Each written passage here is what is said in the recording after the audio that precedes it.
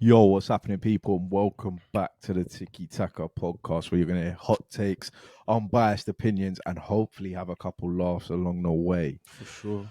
And to start off with, Michael, we had a pretty successful episode last week. We actually managed to get over 75 plays across all platforms. Jeez. Which, look at us. Which obviously means that people wanted to tune in for Tottenham's downfall. Arsenal also lost, so maybe that's a reason why people were tuning in. That is fair. But yeah, in fact, big up to everyone that's supporting. Yeah, it means a lot. It does. And yeah, hopefully we can keep that going and keep providing entertaining content. And before we actually get into the fixtures this week, one guy I wanted to talk about and kind of almost give him his own little segment is this the guy that left Tottenham in the summer, went to go and try and win trophies. The one thing he was determined to do, Mr. Harry Kane has already broken last season's Golden Boot record in the Bundesliga. Yeah. Last season, I think Nkunku and one 16. other person got 16. Harry Kane's got 17 in 11 games. Yeah. So he's already broken that record. I think I saw something today that Lewandowski in his debut season or something got 17 in 31 games. So Harry Kane's has already done that in 11 games, bagging goals. We know he's a goal scorer. We know he bags goals. And on some level, I'm not surprised, but I think he deserves his flowers anyway. No, he definitely deserves his flowers. I think it's good to see. Look, I don't know. It's not that he wasn't a superstar before, but it is good to see him pushed into that superstardom of every outlet now around the world. Every guy and girl from every country can be like, all right, well, he's the real deal. There is no question about, is he just an English striker? Is he just this? Is he just that? I wonder what the Bayern Munich players actually really think of him, especially what they think of him in comparison to Lewandowski. People like Kimmich and all these guys, Muller, Sane, who've been around, who've seen strikers at the club.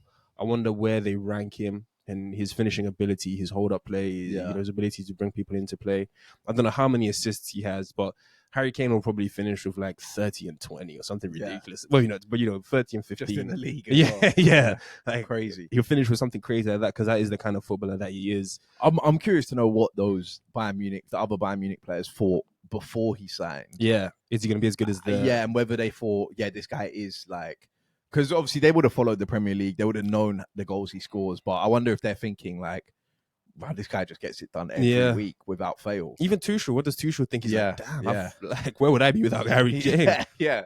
Because I think for sure it's a big thing. He deserves his flowers. I think, whatever guys think about the Bundesliga, it's a top 5 league. Harry Kane deserves these trophies, and even more so, he deserves knockout football in the Champions League and like having a script and something to say in these knockout games. I don't think he should be the guy, especially at his age. Because he scored twice midweek against Galatasaray, right? They were 1-0 down. That's what I'm saying. Yeah. He definitely deserves playoff football, and like he shouldn't be on the bench, not on the bench. He shouldn't be on the sidelines watching other guys at this stage try and be the difference in the Champions League and all this kind of... It should be him. Because I think at Tottenham he was never... Obviously, he was getting praised. He was always kind of put in that conversation of the best striker in the world. But I think when he's doing it at Bayern Munich and a team that are going to compete, because Tottenham, other than for a small period with Pochettino, were never competing for the biggest trophies. Now that he's doing it in a team that's going to be competing for the biggest trophies, I think it almost kind of adds another element, so to speak. And on the Bundesliga thing, I agree with you. We make fun of the Bundesliga. Say we will make more fun of the Bundesliga. We will 100%. But I think it just goes to show last year even in that league, top scorer was 16. Yeah, they came down to last day. Chelsea fans are relying on Nkunku to come back and just slap in the goals, and he got 16, won the Golden Boot. Harry Kane's already, and bro, it's not even December, and he's outscored. I was having this conversation the other day. I just think it is still impossible for players as good as Harry Kane to not have a trophy, to not end your career with like something attached to your name. When you do, Harry Kane he'll make guest appearances on Monday Night Football and punditry and all this kind of stuff, and you need to have, and he doesn't want to be asked by Jamie Carragher on that appearance. Harry, you scored all these goals, big goals in big games, turned up in all these different matches, but is it a bit of a blemish to you that you haven't won something or haven't won something major? It's not a fair question for a guy that talented. for sure. And I think as well, again, I'm just kind of happy to see English players go abroad and kind of kill it. It does lift the level or the perception of the Premier League. Not that people don't think the Premier League is the best, but it's like, oh, okay, so I guess whatever these like, we're not just Prem tards. Yeah, no, whatever. I'm sure there was like these German football fans who were like, oh, German football really is harder than all these German tacticos and all of this kind of stuff. It kind of puts this all to bed. Yeah, and it's like, bro, And some of the goals he's scoring, some of the finishes, I've seen that 100 times over from Harry Kane. Yeah. And I'm just like, thank God. He's done. He's out there. He's not doing that. No, he definitely deserves his flowers. Yeah. He definitely deserves his flowers. The halfway line goal. We didn't even mention that week. I mean, literally, I think his opener on the weekend, it's just like the most typical Harry Kane goal. Yeah. Like, falls to him just after the sort of 6-yard box, closer towards the edge of the rifles it 1-2 touches and top roof on a half turn swivel. Just rifles it top of the net. Left foot, right foot, doesn't matter. Hat trick in the Klassiker in Dortmund. So yeah, shout out to Harry Kane. Obviously, most importantly, he's not doing it for Tottenham. I was going to say, then this is rare for us. When will we ever had him have his own segment? Exactly. Never. If he was still wearing a white shirt, but agendas would be running strong. Gabriel in his pocket. Yeah. No more pens at the Emirates for him. Happy days. Happy days. But yeah, we'll get into the fixtures, and I know we try and go through these fixtures chronologically. Unless something crazy has happened, and there was a crazy game yesterday. But was there no one place to start? Is that Gary O'Neill? We are going to do it chronologically this week because Gary O'Neill gave us a special game, and I had literally I watched the first half, then I left to go to the Emirates for the Burnley game. I was watching it on my phone, and then the walk to the stadium, I saw Cunha miss his chance. I saw Hwang miss his chance. Yeah, Hwang chance killed him. And I just thought, I think these guys are just going to get away with a 1-0 here. Literally got into the stadium, and they show it on the TV in the concourse, right? As I've walked in, Sarabia has taken a touch, and everyone's gone, and I've turned to the TV, and Sarabia slapped it in 1-1. Arsenal fans cheering. And then Lemina goes, because as soon as Lemina scores, the Arsenal fans, Tottenham, get battered everywhere. It was probably one of the biggest cheers of the day. No, I think I actually, my thoughts on the game was that it was like so in the game. Wolves were the better team, but it was like abject of quality pretty much for majority of the game.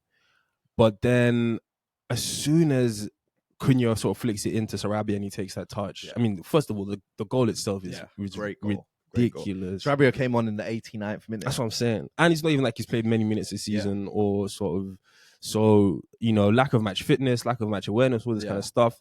And credit to him for the mindset of like, I haven't got minutes. Yeah. I don't know how Gary O'Neill views me as a player, whether I'm in his plans or whatever, but I'm going to come on and try and influence this game. Yeah, 100%. And I think, the touch and the finish, man. I mean,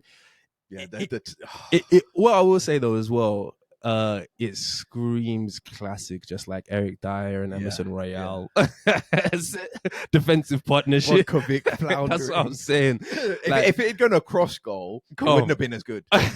Because the way he just slapped it near post, just have that the net there, the net rippling. But shout out to Wolves as well, because even on the group chat, I was like, oh, Wolves are gonna go win it now. I didn't necessarily believe that they were going to go win it. Yeah.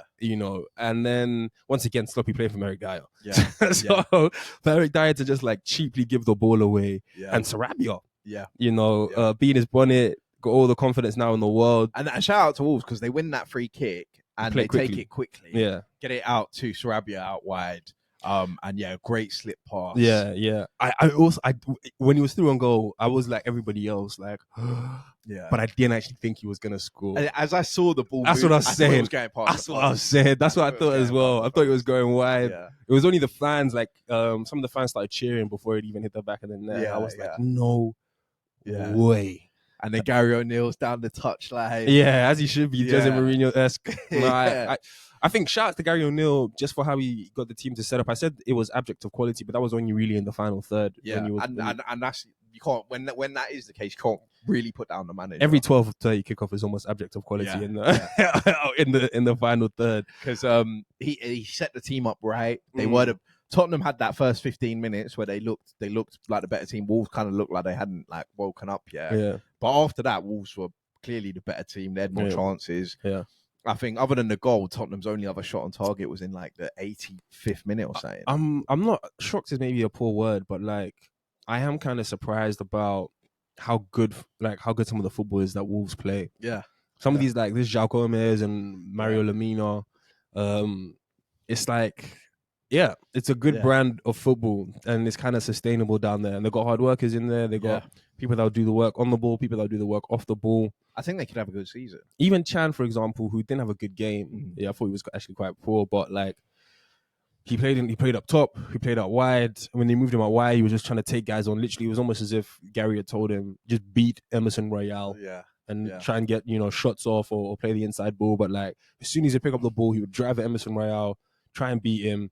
I think it's like, how many big teams have Wolves gotten a point off of beating at Molineux this season? I think you're right. I think they'll have a good season. I think it'll be a tough place to go. As you say, all credit to Gary O'Neill because I don't know what people had expected from him when he got sacked from Bournemouth or let go from Bournemouth. We knew he did a miracle job keeping them up, but I think it's like he has shown that he's like, I'm somebody that you can give a project to. He's actually a proper manager. Yeah, I'm somebody you can give a project to. I didn't just get lucky with Bournemouth. It's not like he spent a ton of money with Wolves as well. Anyway, yeah. So I mean, Lopetegui said this group wasn't good enough to compete. And now look, they have like 11 points or 12 points on the board or wherever it is. Exactly. And Lopetegui's Europa League winner. yeah. But and as I said, there's legit patterns of play that you can see, especially how they like work it out from the back.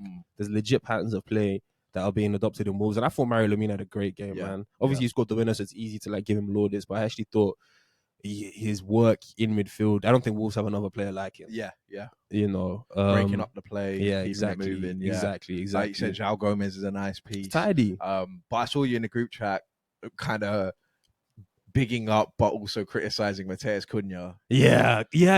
For like his great dribbling ability. Oh man, Mateus, he's so goes past players interesting like / frustrating to watch because he'll pick up the ball on the halfway line and like drift past three people as if they were not there at all.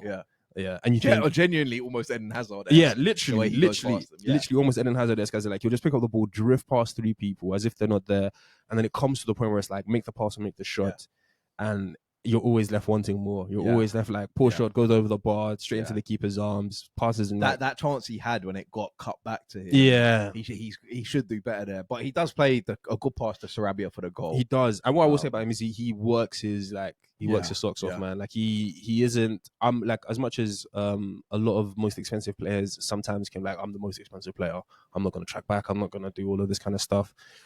He's there. He's running. He does the hard yards. He makes his mistakes, but he puts it behind him quickly and tries to go again next time. But I swear, if you can get like 8 Premier League goals this season, Wolves will be fine.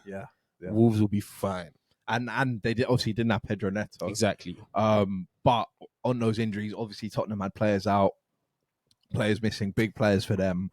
But it wasn't a good performance. It wasn't. Like I said, those first 15 minutes they looked all right, but after that, Wolves deserved the win. And the way they collapse at the end is so like, Tottenham. It's just so Tottenham. Yeah, like you can't.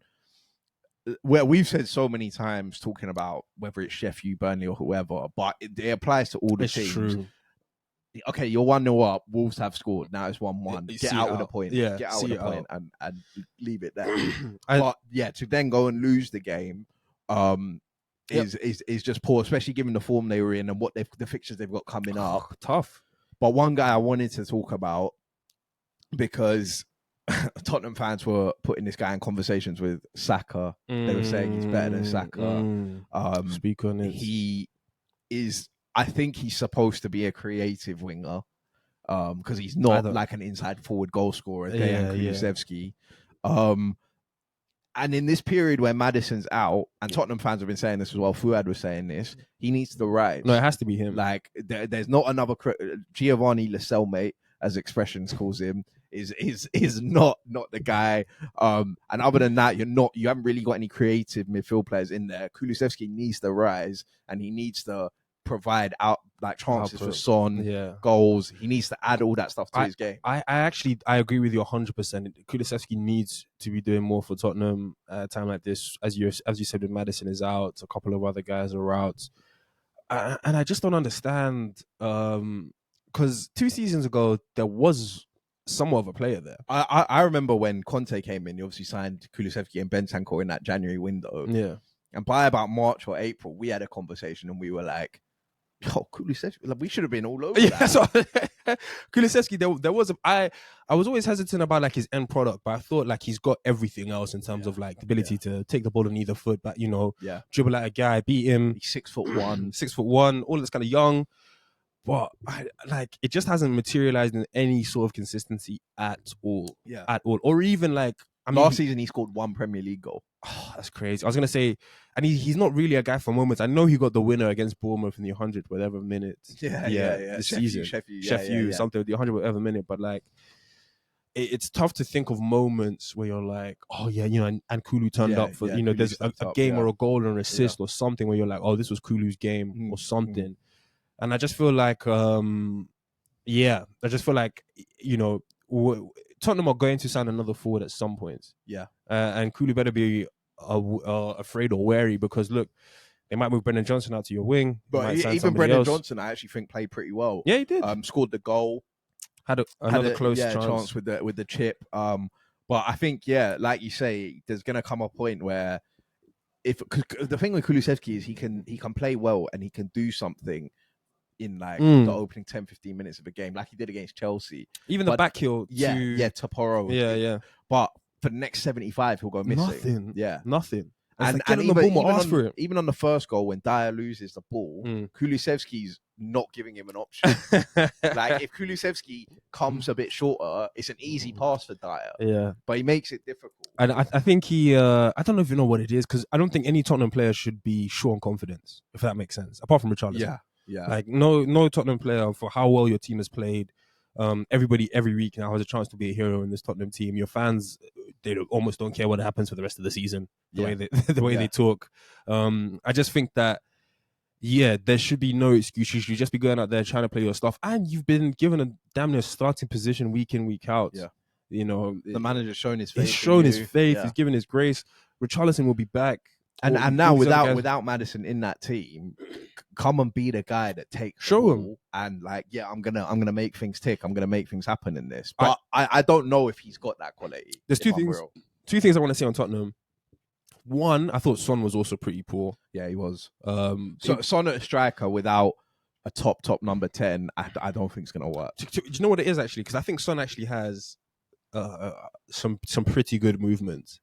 Yeah, especially with like a 10 that can play a reverse pass. He'll make that. He'll make that reverse run. He'll create the gap between him and the defender, and he can do it on either foot. And if the ball is like in remotely his vicinity, he'll get a shot on target. But I just thought that he was just not really in the game at all. Yesterday. And then the second thing I was going to say about Tottenham was like, and obviously Ange's only had a summer transfer window, and this is maybe more a Daniel Levy thing. But like some of the names I was seeing, the drop off, from their first team, and obviously, look, it's like maybe year one of the project or whatever with Ange, but it was just so quick to seeing Højbjerg back in there, and you're asking Højbjerg to do things that he's never done before. You're asking Dyer, not even like Davies and Dyer playing centre back. Højbjerg he's not any creative presence ever. As you said, Davies and Dyer are capable of switching off for 10 minutes in a football match. And we've seen that throughout the last 3 or 4 seasons. So in many ways, you're not surprised when you see the team sheet, or when you see the lineup who finishes the match and you see the scoreline. But I just thought it was, I think Tottenham even right now, man, should have like some Star Academy graduates you should be trying to push through, because Dyer is not the guy. Davies is not the guy. And I'm not saying that like these guys need to start instead of Dyer or Davies or whatever, But I'm saying, like, if you ultimately know you're going to be pushing Dyer, Højbjerg, Royale, all these guys out the club, give a younger guy 5, 10, 15 minutes. Let him show you what he's worth. Just because you know that your only other solution or your only other option is playing guys who you know aren't going to solve the problem or are only going to be an issue. So I think they should have more in the academy to try and come through. Yeah.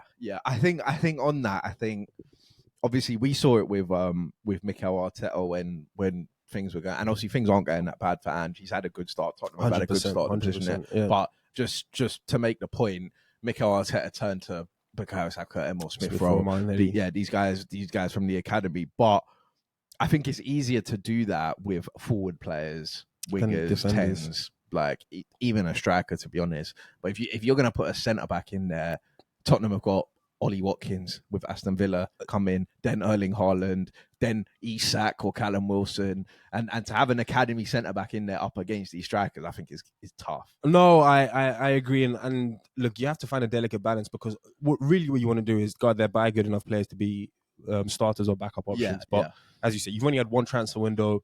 There's only so much that you can do in that short space of time. But I just feel like, if you're so sure, if Daniel Levy and Ange have looked at each other in the eyes and said, yeah, Dyer is not the guy, or Royale is not going to be the guy for me in my system, so on and so forth, instead of just trying to stick with him because he's there and he's available, try and find somebody in the academy who I agree, centre-back is really tough. Yeah. But especially if that guy's coming in and he's paired with Romero. Yes, calamity. But yeah, moving on from that game to the Emirates, something that I would say was business as usual. Yeah. I was a bit nervous at one point. Is it? Don't get nervous, but is it? I won one. I don't know if I was nervous. Thinking, is this going to happen again? No. Dropping silly points. You said on the pod last week that you feel like Arsenal have one of those games where they drop points to a relegation. I do, but it won't be at home. Yeah. So, but we drew with Southampton last year. Yeah. At home. No, plucky Southampton side. You can never come on. They have history of doing it. Alcaraz. Yeah. Cucu Martino. But yeah, Arsenal won 3-1 in the end. After going down to 10 men, which I think was a justified red card. Yeah. I can't really get on to Fabio Vieira too much. That's the thing. I think, it's kind of a red. If you've decided to give a red, it's kind of a red. And it's not like, I wouldn't go as far as to say like, oh, he's stupid for doing that. It's a stupid challenge. Like, he's kind of gone for the ball. You can see it's accidental. 2 seasons ago, that's not a red. Yeah. In today's day and age. But I think we will start with Trossard. Yeah, Leandro Trossard. Yeah. Playing in a false 9. Obviously, Gabriel Jesus has had his injury problems this year. Eddie's come in and scored goals at points, but has struggled a bit lately. And Trossard came in for Champions League on Wednesday, scored a nice goal against Sevilla, played well, and came in and scored a nice goal again, put his body on the line. Trossard is just a good player, isn't it? Yeah. Like he's just like somebody. Talk about the signing of Trossard. But that's what I was going to say. In relation to Tottenham, this is exactly the kind of 20 mil signing that you kind of want in your depth for squad. Obviously, they spent 50 on Richarlison and all this kind of stuff, but Trossard has just improved the overall level. Jesus is out, as you said. Eddie's got a knock, as you said, but we have another guy who is more than capable of scoring goals, adding to the team, just being a valuable contributor to what we have going on. And it wasn't like a fortune, Yeah. So I think that is the biggest credit I can give to Trossard, was that he's a technician. He can do it on both feet. He's an Arteta player in the sense that he can excel in more than one position. Yep. I think for sure you need to be versatile in Arteta's team. And I think the biggest credit I can give to Trossard as well is I think he has like the best or top 3 mentalities in Arsenal Football Club. Just as in like, whenever he's not a guaranteed starter, he knows that. But whenever he comes on, you can tell like he almost feels as if I've got to prove my starting spot or why I should be a starter. Every time he comes 100%. On, he has this like I need to make something happen mentality, and it's almost as if to show the manager, to show the fans, or maybe to prove to himself that like but like I'm an Arsenal player. Yeah, I can start these games. I can start games for this club or any club at Champions League, at this level. And he has a serious mentality. He doesn't like sulk or moan or bitch about being on the bench or not starting or whatever. But whenever he is called upon, he's there for us. Yeah. And I think we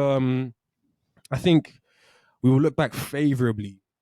Whatever Trossard gives us in terms of statistics, we'll look back favorably at his time at Arsenal, and goal and assist. So yeah, it's a signing that I think a lot of our fans of other clubs, Fuad and Maya for one, were looking at and thinking like, brilliant signing. For 20 million, play anywhere across the front line, even play him as a number 8, scores goals, good off both feet, can make an impact.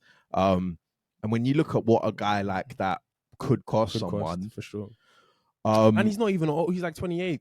29 or something. It's not even like he's like this 32-year-old, 33-year-old guy that we can only have for a year or 2 years. Yeah. And it's like, oh, thank goodness, he's... And he definitely brings a bit more of that fluidity back. Yeah. A lot of people asking, and Arsenal fans, I think this is what I tend to hear at the end of every week, is like, when are we going to see that fluidity that we had last year? Yeah, I was going to bring this up. But I genuinely think that is all on one man. Who? You know who? TP5. I agree. Honestly, I think it is all. Do you know what it is about TP5? It's just the fact that he'll take the ball off Gabriel and like almost without thinking, just play a zipped ball into Odegaard. Yeah. Who like defense isn't set. Yeah. Everybody's, 6s and 7s, and Martinelli and Saka are already on the half turns and stuff. So I agree. But I also wanted to say on this point that I just think that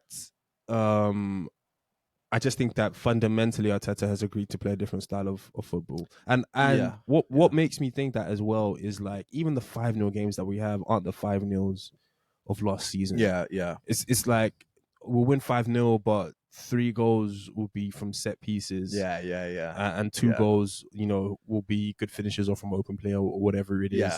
I just think but I think ideally Arteta would have that fluidity. Yeah. But as I said, as long as it didn't mean compromising defensive stability. I think I don't think TP5 would compromise that. I don't think he'll compromise defensive stability, but I do think that Arteta has had a more detailed focus on defensive stability. And I think that's even why, for example, we're seeing Tomiyasu play more games. Yeah. And all of this kind of stuff, because I think... But Partey would come in for Jorginho, though. I said this last week. No, I agree. I said this last week, but I think that we're the best defensive team in the league. And statistically, you're right. And I think that Arteta will do whatever it is to preserve that, as opposed to go out there and score 5 goals a game. Yeah. So I think whoever comes in, whatever personnel-wise comes in, I think it's always going to be to protect the defensive solidarity that we have currently at this moment. And to be honest, as a fan, I loved the football we played last year. It was so good to watch and see.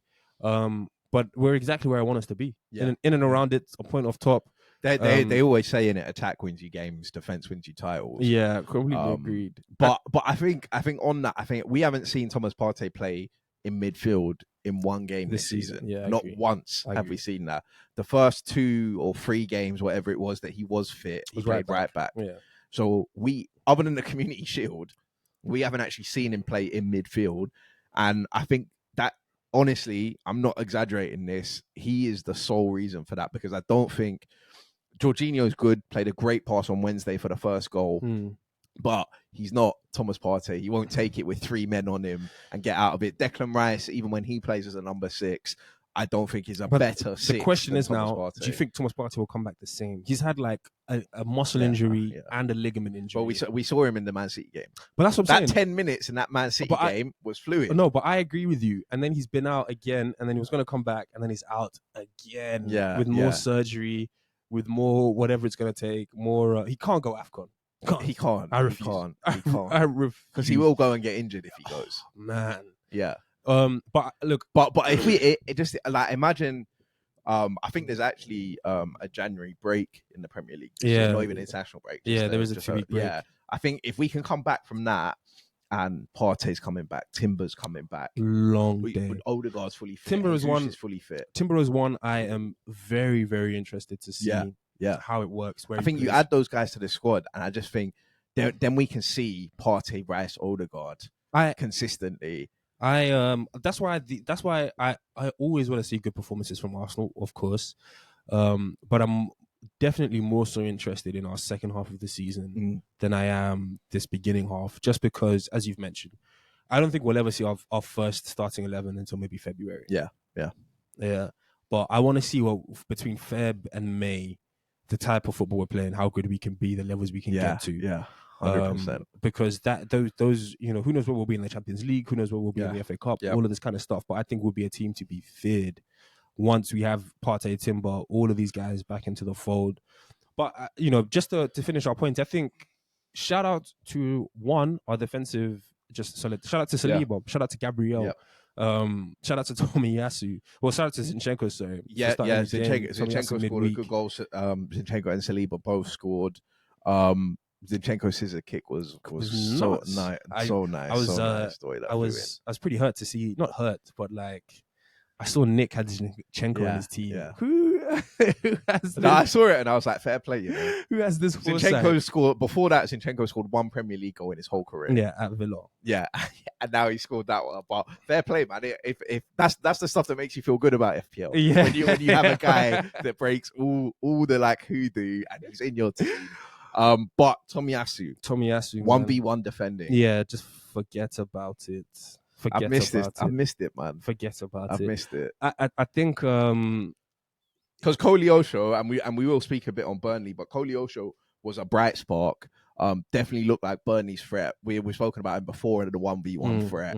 That was definitely a game plan of Burnley's, and I think Tomiyasu's unlucky not to get the foul on the goal. A foul, yeah. But other than that, like, bro, if Koleosho's doing that to 15 of the other right backs in the Prem, he's beating them. Yeah, agreed. I don't have any more superlatives for Tomiyasu. Yeah. I just think, in terms of the profile of player who just levels up the squad.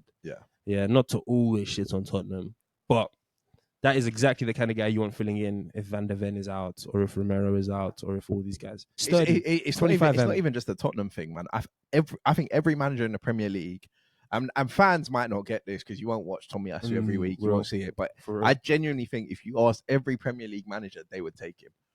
Pep Guardiola would play him over Guardiola. 25M. Yeah. Are you dumb? The technician that you use, the left play foot, right anywhere along the back four. Yeah.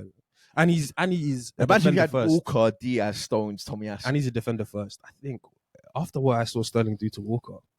Yeah, we'll talk about that. But because we know what Tomiyasu did. That's what I'm saying. That's what I'm saying. But yeah, it's to see a guy 1v1 defend like that. So good to watch. And this is without, as you say, without Benny Blanco and Timber in this team. Yeah. So I have more than enough love. Again, I'll say it again, for real. Saliba and Gabriel, just like long day as a centre back partnership. Burnley feeding off scraps. Yeah. But I think I even after Burnley scored, I did think the goal was coming. We spoke about power off air, but we had more corners than Tommy. Yeah, we had all the blocks. Yeah, we had all, so many corners. I was like, something's got to come from this. But on Burnley, they were actually better than I thought they were going to be. They were. I think they pressed from the front. They pressed fairly well. Goodmanson had a chance that David Raya made a good save from. He did. But the issue is that they score and make it 1-1, and then they concede 2 corners. Which, if you're a team fighting relegation, you can't concede from set pieces, I also think that Tomiyasu got fouled in the second. On the Burnley goal. Yeah. No. For Zinchenko's goal, because it hits the crossbar, and like Tomiyasu's there to try and head the rebound, and I feel like he just gets a shove as he's jumping in his back, and like you can see him like, almost fold over. That never would have been given. No, I agree, but like, I just with Burnley, it's just like, man. Like, did you think Burnley were better than Sevilla? Because I was having a conversation with someone in the stadium afterwards, and I was like, that was a much harder game than Wednesday. Do you know what it is? Maybe it's just my perception. Because Burnley played a better game than Sevilla, yes, they did. But I was more nervous in the Sevilla game at all times than I was in the Burnley game. Even when it was 1-1. Yeah. Even when it was 1-1. honestly, seeing the Champions League games this season has been a breath of fresh air love it. because no Premier League team gives Saka and Martinelli that much space. Sevilla were leaving their fullbacks 1v1 constantly. I saw today UFC. I saw a UCL tweet about the dribbles. Yeah, most completed dribbles. That's all from Sevilla. but Burnley, and this is credit to Burnley. Like, you shouldn't be leaving Martinelli and Saka 1v1. Yeah, no, it's true. And Burnley were doubling up. They weren't giving Arsenal space. I thought they were a harder team to play against than Sevilla. No, they were. It's just my perception. I'm less afraid of Burnley in and around our 6-yard box or penalty area or D than I am of Sevilla. And another 3 points before going into the international break. Tied to the top. Yeah, it is. But moving on from that game to another good game. This was game of the day, so I actually watched this. It was Crystal Palace Everton. Everton winning 3-2 at Palace. A big away win for Sean Dyche. A bad result for Palace at home. Did you see Eze's pen? I saw Eze's pen. It's so cool. It's Eze. Yeah, the keeper doesn't even die. It's Eze. I mean, the keeper. He almost falls on his knees. He almost falls on his knees. Like a spectator in the crowd. I thought it was a penalty. I thought the defender who fouled Eze needs nothing crazy, but Sean Dyche surely must have grabbed him at halftime and just shouted at him whenever he's in the box. Don't go to ground. Because then they had another one, didn't it? And it was the same guy. It was the exact same guy. Yeah. And I thought that was also could have gone either way. 100% could have gone either way.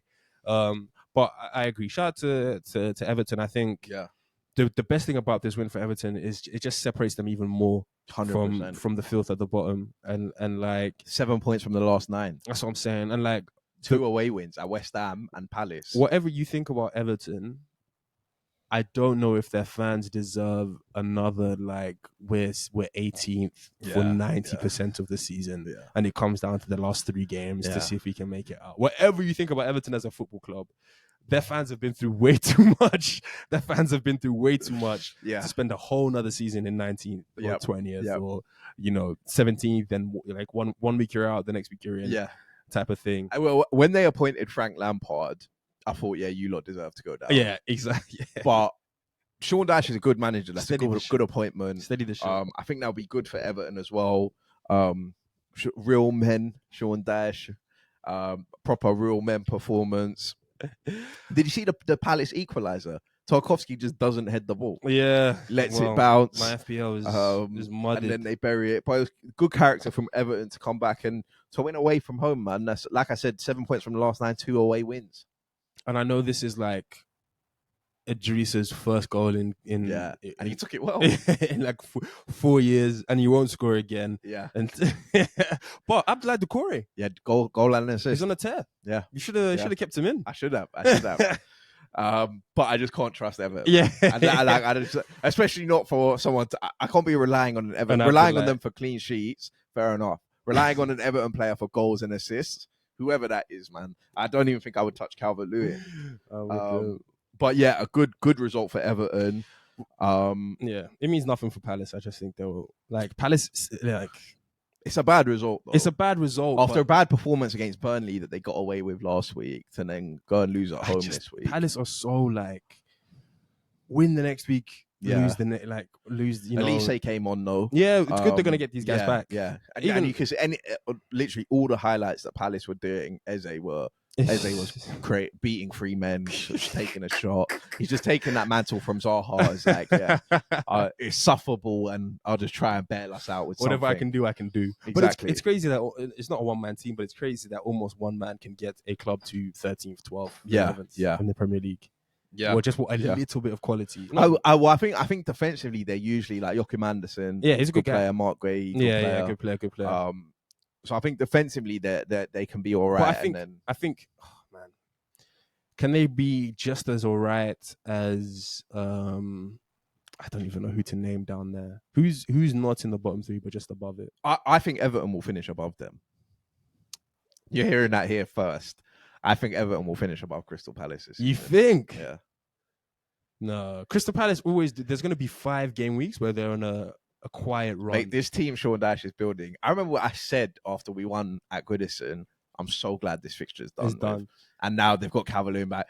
Bro, any team going there, Everton's next game at Goodison, Man United. I will actually take you up on this bet. All right, yeah. I'll actually take you up on this bet. Harrison, McNeil, Anana, Decore. Decore.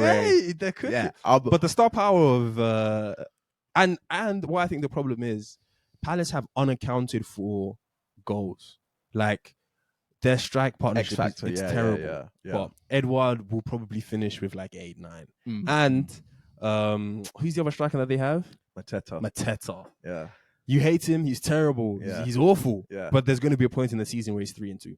But I also think they have a better manager. I think Sean Dyche is better than Roy Hodgson. Sean Dyche is better than Roy Hodgson. So yeah, I think the way that team's constructed now as well. That's going to be a really good. Well, like once Harrison and McNeil just realize they can just whack it in the box for Calvert-Lewin, Decore picking up scraps. Like it's starting to remind me of David Moyes' Everton. But Palace don't even have their obligatory win like against a big team. Yeah, so that's But we'll revisit that. We'll come back to that. That's a hot take here. And the next game at Old Trafford, Man United versus Luton. And to be honest, all that mattered here was that Man United got 3 points. However it came, all that mattered is Man United just needed to win this game. I think Man United fans themselves would say that they would have preferred a bit more of like a performance, maybe like a 3 or 4-0. But they got the 3 points. And they had chances to make it more. There was a lack of end product. Hoyland missed a sitter. Rashford missed one. Garnacho missed one. Yeah. Who you had in your team, right? Yeah. But yeah, I think Hoyland seems to be struggling a bit in the Premier League. And where I think that, obviously he scored 2 in midweek in the Champions League, but where I think that, you asked me last week who would score more goals, Jackson or Hoyland. Obviously Jackson bagged again on the weekend. Okay. And I did say I think Jackson would score more goals because I think Hoyland might get 5 in the season. if you're not scoring against Luton at home, you make it that much difficult for yourself because now you have to go and score at Everton away. Exactly. Wherever it is. Yeah. The only saving grace I think for Hoyland is that no one else is scoring from the front 3. I think that is literally the only saving grace. So maybe it is a system thing. And he's tried to change it around. Rashford on the right, Garnacho starting now games. Yeah. But the miss that he missed, it's just like that has to go in the back. You have to score. That just has to go in the back of the net. I think you're right, man. For United, they just had to get a result. But I wanted to say about United, and I said this last week, I'm shocked about the points that they have on the board. Yeah. They're what, 6th? Yeah, 6th, like 2 points off top 5, or something like that. I think they're 6 points behind us, maybe. Something kind of ridiculous like that, considering the start that they've had, and it is their worst start. I just think that performances though been poor. Yeah, they have. I still don't know if there's like something foundational for them to build off this season. Mount still not seeing patterns of play. Still not knowing where everybody's going to play when fully fit, or like why is Mount not getting game time? Where the starting midfield is going to be, or how it's going to look. Even Lindelof being the hero. What do you make of obviously something's gone on between Ten Hag and Varane? Yeah, this is crazy. Where like you only have so many quality players in that Man United squad, and you would think that look, if I can keep Varane sort of fit and healthy, I can get 37 games out of him, 38 games out, 30 games out of him, of a level of 7.5 and above. Yeah. And that we just don't have that in the squad. So let me just, so what? Especially with Alessandro out. Exactly. Ten Hag's insisting that it's tactical. And that's what makes it even crazier. Right? He's coming out and he almost looks happy to say, I'm tactically leaving him out. Yeah. He came out and said that last year Maguire had to sit on the bench because Varane was playing really well this year. And credit to Maguire. I think he might have got another man of the match. A lot of Man United fans saying he was solid. But I think, this year maybe Maguire's being a bit better. But it was strange that Johnny Evans was getting picked in Manchester derbies ahead of Rafa Varane. That makes me think it can't just be tactical. Something must have gone on there. Do you know what? Like, not to get ahead of ourselves, but like, all right, if Varane is not your guy, and you've made it clear that Maguire is not your guy, and obviously Evans can't do another season. Yeah. Going back out there to transfer market to get a CB. Yeah. It's another 60 to Yeah. it's another 60 to whatever mil. Another club's gonna see Man United come in and they're gonna think, yeah, payday. Yeah. So I think and at least with Varane, there should be another season in him. In theory, at least, yeah. So I think it's one that is going to be really interesting to watch, but I also don't think it's going to last long. I think he will wake up and smell the roses, both Varane and Ten Hag, and be like, "Hey, look, man, we need each other." Yeah, Like one more bad loss, one Maguire clock up at the back, takes too long on the ball, gets robbed. Yeah. One more of any of that, and the pitchforks are back out, and the man of the matches go into the abyss. And it's like, all right, I need somebody who can defend and who I can build on from the back. But then Varane has won 5 champs. He's won all of this kind of stuff. He's, I think you've hit the nail on the head there. I think the issue with Man United right now is that they seem to always be one loss away from just the pitchforks are back out. Yeah.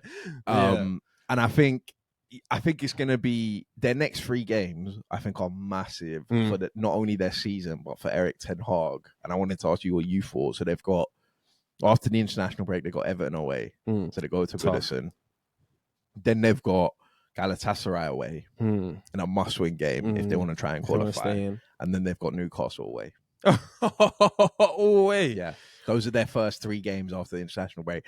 And if they lose to Everton, the next 2 start to become. They look really. I think they draw their first 2. I think they draw to Everton. Draw in Galatasaray. And draw in Galatasaray. Will Scott set in for us. Wolf definitely has something. I think United will put in their live. They'll cash in. You know how you have whatever. And United have this a bit. Do you remember under Oli? Anytime we thought Oli was, this is it. Right before the City game. And I remember the tweets on Oli under pressure, and it was just like Jose Mourinho. I think whatever luck or whatever, they will cash in for the Galatasaray game. VAR decisions or whatever. I can see them getting something. Whatever it will be, they'll cash it in, and it will be enough just to keep them alive in the group, and it will come down to the last day. And then Newcastle away from home. Boy, Newcastle just beating 3-0 at Old Trafford. Yeah, that is, and Newcastle. They just leapfrogged Newcastle in the league. That is tough, and I think they probably lose that game because I think Isak and a couple of guys will probably be back by then. I think they'll lose at Everton, man. You think? I think it'll be a draw. You, I just think it'll be a dirty, disgusting draw. I think Højlund probably scores in that game. I can see that. Something has to give for that guy in the Premier League. But there's something about, and this has been like a common theme with Erik ten Hag's Man United. And kind of just being weak away from home. Agreed. Last year, they didn't beat one of the top 9. Agreed. And I think that's not the sign of a team that goes to a place like Goodison and get something. Yeah, the way they're playing. The worst thing is that midfield battle. Yeah, Onana, James Garner, Decore. Are United getting any players back in the next 2 weeks? Who's Shaw might be back after the international break, I think. Is it? But I don't know if he'll come straight into the team. But other than that, I think the Everton game is going to be really good because it's going to be a tough game. As you say, Everton in good form. 2 weeks rest, repeat. Sean Dyche is going to have the midfield and backline rigid as rigid as Calvert-Lewin's got a lot of minutes under his belt now. Yeah. And then I agree that McNeil and Harrison have the quality for sure to open up United at least. Yeah, for sure. What I think it means for Ten Hag. Nothing. I think Ten Hag could lose all 3 of those games and keep his job. I really do. I honestly really do. Just because, unless, I think the only wild factor for Ten Hag is Sir Jim. I really do. I think that's the only wild card factor for Ten Hag of if Sir Jim comes in, and I think that as well is another interesting question to ask you. Do you remember when we had this conversation about Kroenke's owning 100% of Arsenal, starting to spend money? Yep. What is in it for Sir Jim Ratcliffe to take over 25% of 25% of United and take over football operations? What is in it for him? Yeah. What is in it? It seems like a poison chalice or a lose-lose. Yeah. It does seem that way. On paper, at least. I think for him, it's the saving grace is this idea that he can come in and kind of be not a savior, but be like a...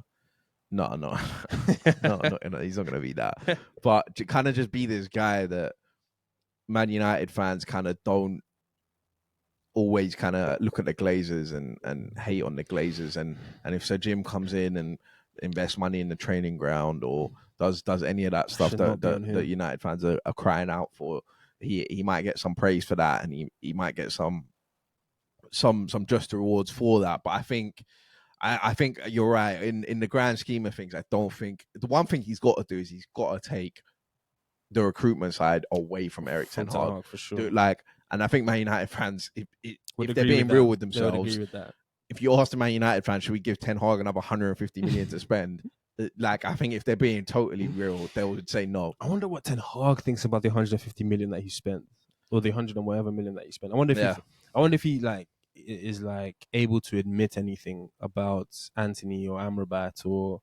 I think Mantle actually probably end up being good for them, but I just wonder if he's like, oh, you know what, man, Amrabat was not the guy to chase, or But I agree with you, and I actually agree with now even more so about the 3 games that you mentioned, of just there's not been enough even in the wins. You could be the most informed team in the league, but there's not been enough in the wins to suggest any sort of sustainability. You have 7 wins, 5 losses. If you lose your next 3 games or 2 in the league and you have 7 losses, 7 wins. Yeah. As much as I do give them credit for having points on the board, and I do think it is kind of incredible despite how poor they've been to have that many points on the board, it's just where are you going? And I think the fact that those games are away from home makes it even more. If they go and lose at Everton, the players are then coming away and thinking, tough trip to Turkey. They go to Galatasaray in that atmosphere. If they lose at Galatasaray, they come back Thursday morning. St. James's on Saturday. Away at Newcastle. It's those 3 games. It's just going to be one after the other.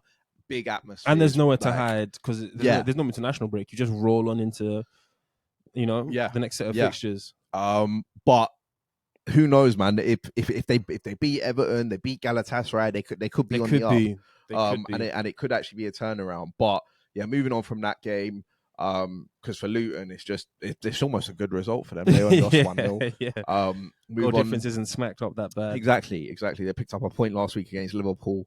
But moving on from that game to Bournemouth, Newcastle, which was another good game. Solanke. Dominic Solanke, he's equaled his tally from last season. He got 6 Premier League goals in the whole of last season. He's already got that this season. He probably got 3 of those goals under Gary O'Neill. And it was a good performance from them, man. They were clearly the better team in that game. True. They created a lot of chances. And for Newcastle, looks like Champions League hangover. I was gonna say I agree. I think the Newcastle, they look tired, and the squad kind of looks thin with all the injuries and everything that's going on. I am always happy now to see Newcastle lose, so I don't have too much sympathy for them. But it was good to see them lose back-to-back games. Fantastic. Losing in Dortmund midweek and then losing. I think most of the positives are with Bournemouth, man. I think obviously they got their first home win last week, but just to continue that confidence into this game, to not shy away from some of the positives from last week. They did a lot of playing out from the back. They did a lot of pressing, and they got their just rewards. Big result for them, Manny Raiola. As I said in the group chat, I thought he was going to be the first to go. I thought if he lost today, he would have lost his job. Could have. But especially to beat Newcastle at home. A lot of other teams won't do that. When you're penciling up points in the season, I don't know if you thought this was 3. I don't know if you thought this was 3 points. Newcastle at home. But they fully deserved it. 100%. 100% were look like the better team. And again, what it does for them is kind of like Everton. It separates them a little bit from Burnley, Shef U, and Luton. Not by a great amount, but more so But when you pick up those wins against a team that you maybe thought it's almost a bit of a write-off. Literally. It's a bit big impact for them. And literally. I think did you see the Newcastle fan arguing with Trippier? Trippier at the end. Yeah. I think Newcastle are also kind of like us in terms of expectations in 1 year just rose 10 times.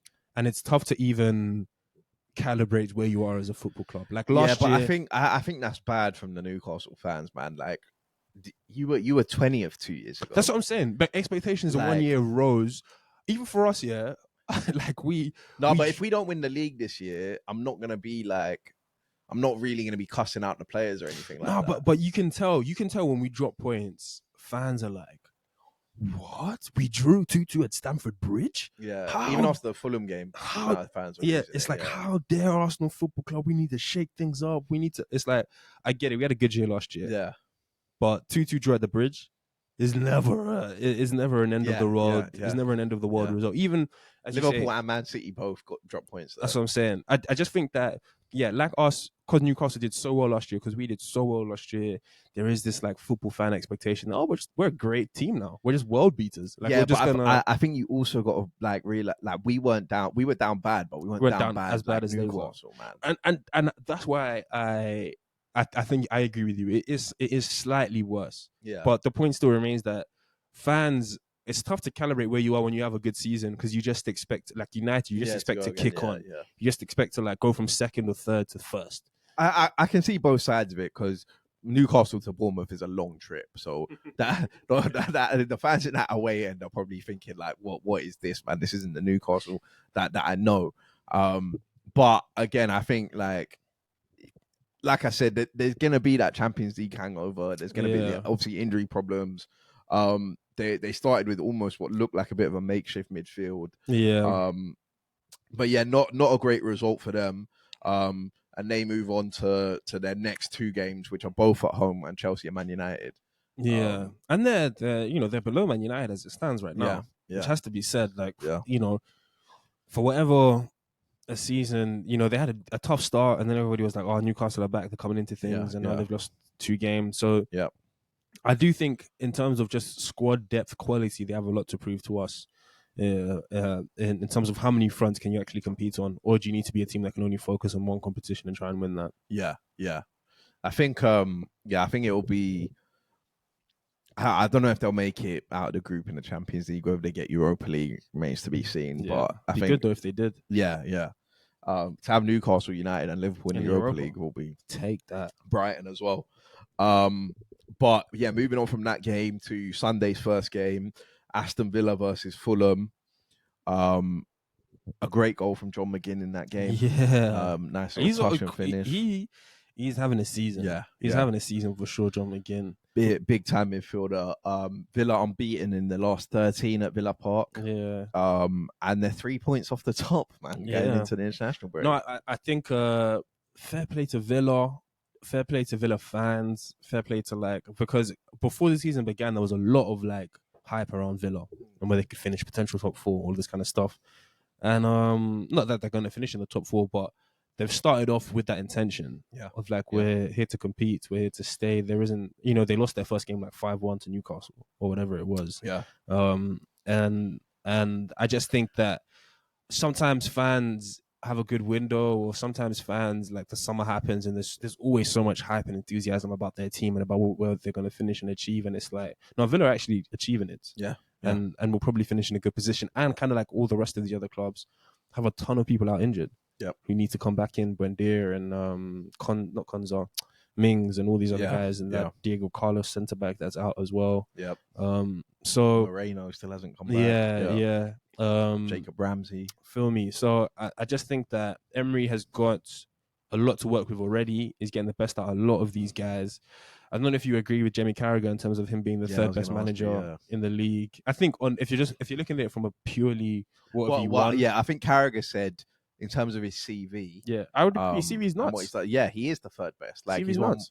3-4 Europa Leagues? I think it's 4 actually. Top clubs. Top clubs. Won 3 in a row at Sevilla, then one with Villarreal when they beat Man United. Yeah. Didn't he get Villarreal to Champions League semi-final? Yeah. I think in terms of his CV, 100%.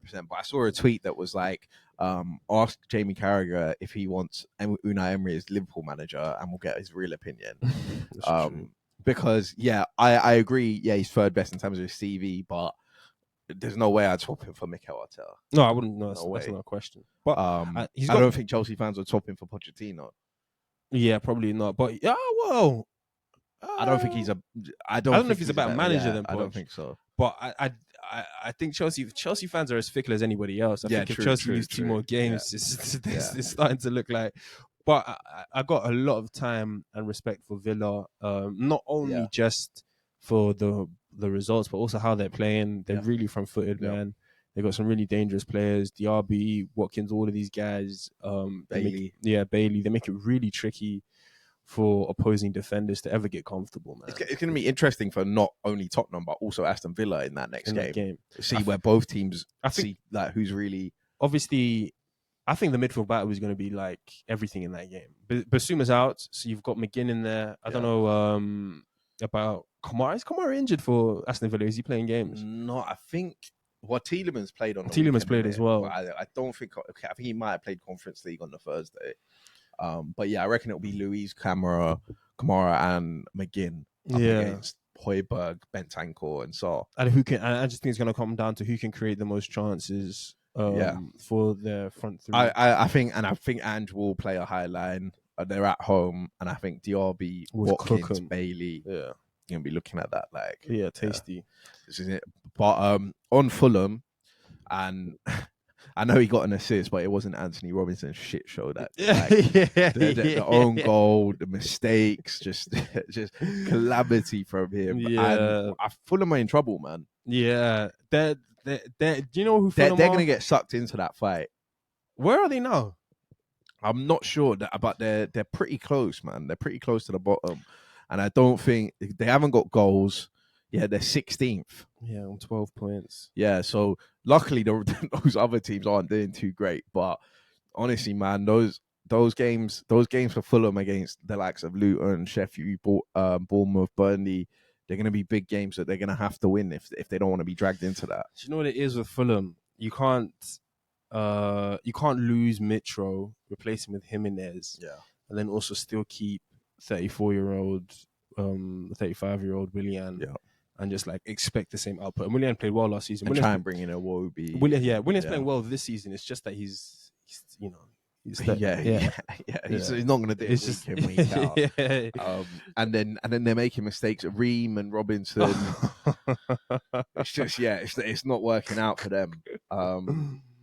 But moving on from that game to Brighton versus Shef U. Interesting one. Which ended up being 1-1. Brighton took the lead, and then Daoud got sent off. Yeah.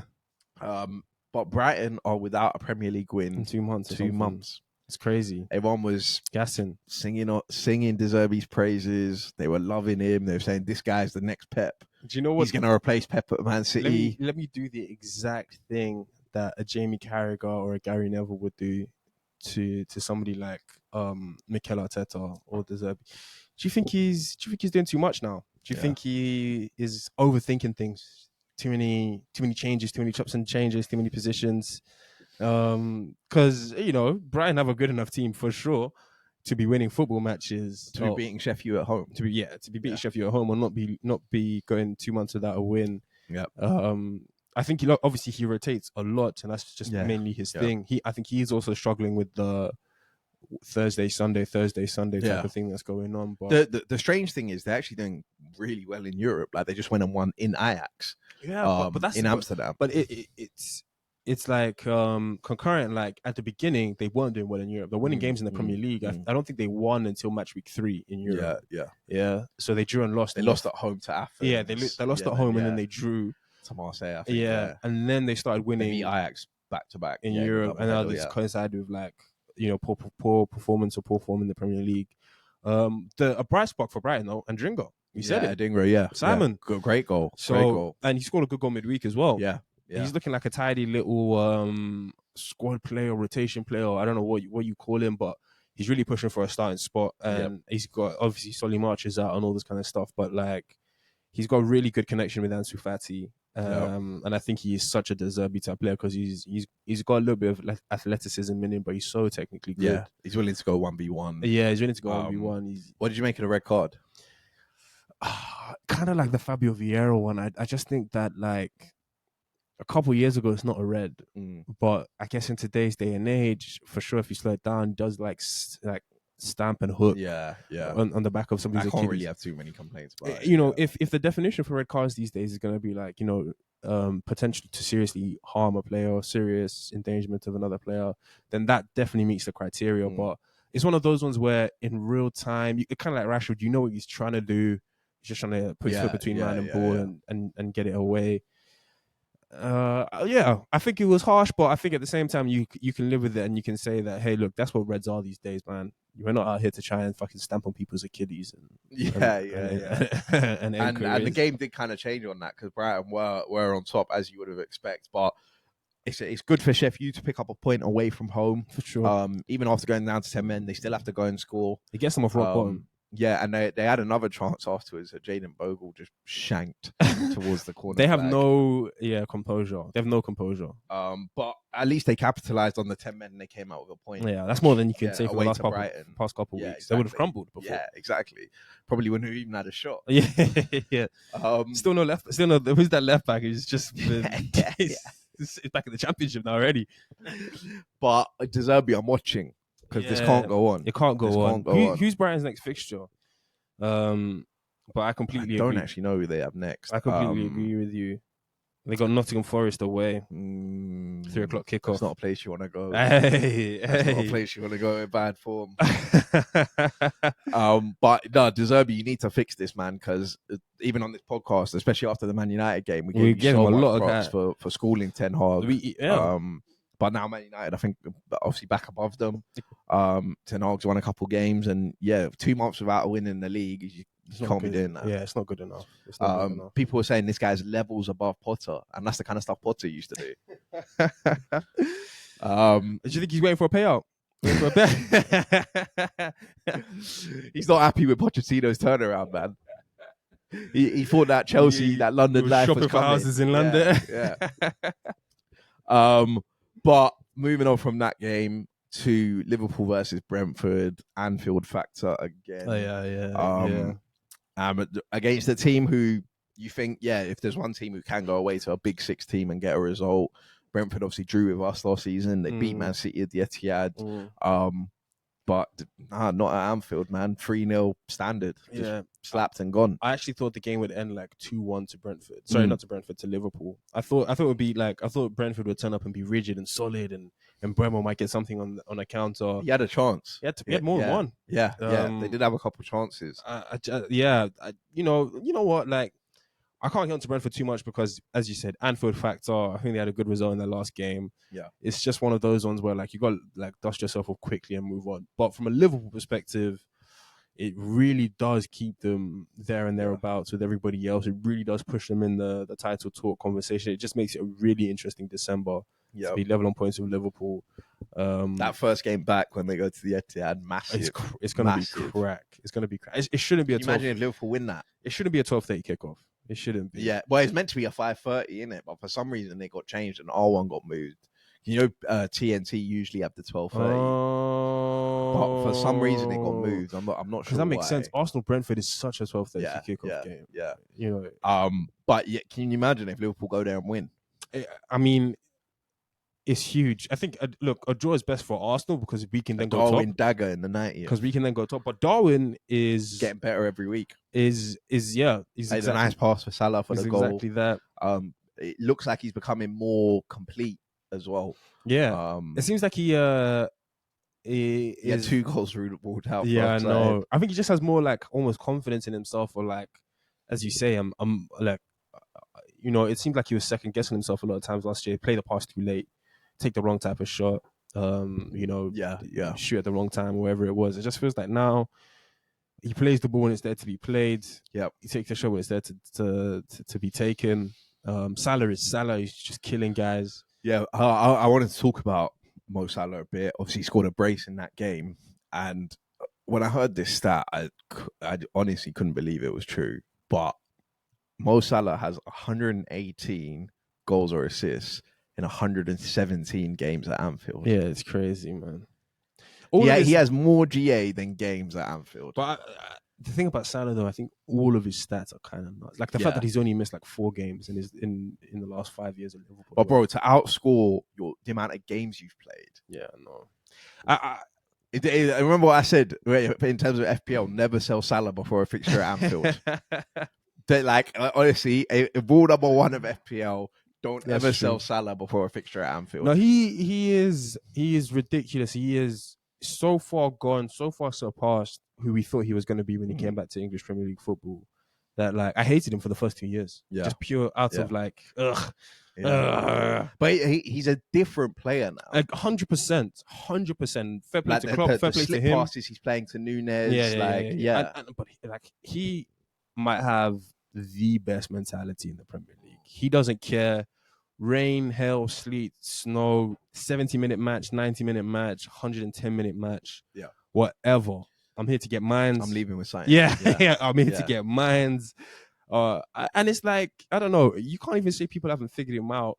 He's just got better at it, finding the space. And we mentioned it briefly before, like when you have a guy like Mo Salah, world class, best winger in the world potentially, or right winger at least, working as hard as he is, like that is also comes into the mentality side of things of like, let's get this done. And we said this, well, I don't know if we were recording at this, but like we definitely had this conversation at the end of last season when Liverpool had a poor season.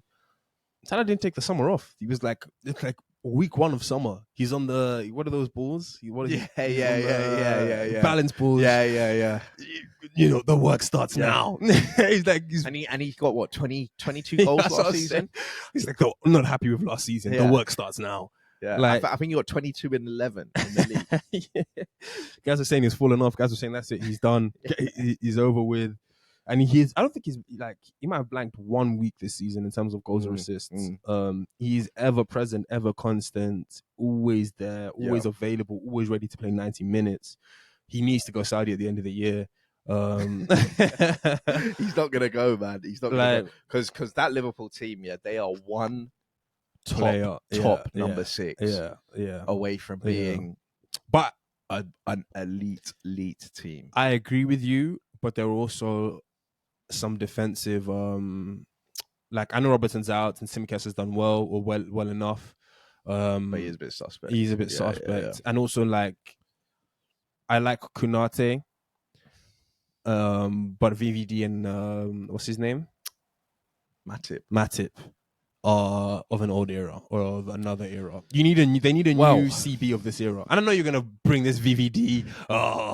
Have you seen what he's up? There is one man we need to talk about. No. Look, he was alright. There is a centre back. Everyone's talking about him, and even on other podcasts, they're saying Fuad said he's not the unicorn we saw pre the ACL, but was describing him as a unicorn was a bit brazy, but fair. But he is one of the best centre-backs in world football. He is that. Off name alone, for sure. No. For sure. The level he's been playing at this season. All right.